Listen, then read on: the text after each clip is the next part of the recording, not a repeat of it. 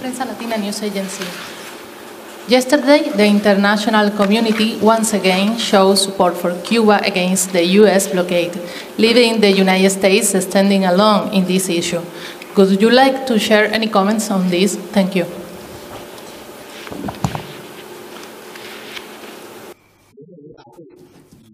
Once again, the UN General Assembly adopted relevant resolution with an overwhelming majority of 187 votes, demonstrating firm support to the Cuban people for their just efforts to safeguard sovereignty and oppose external interference and embargo.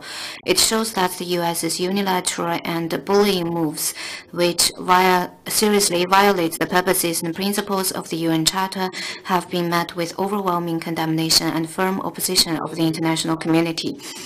The U.S.'s continued unilateral coercive measures against Cuba have brought profound sufferings to the Cuban people.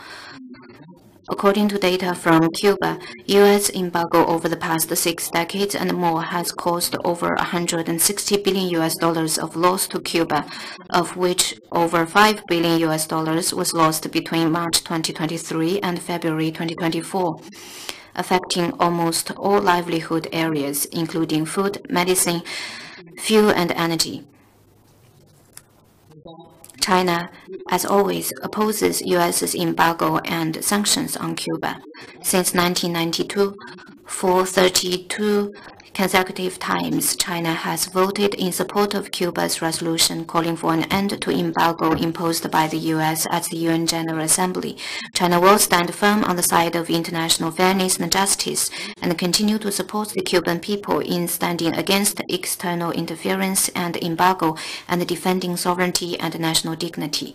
Next question, please.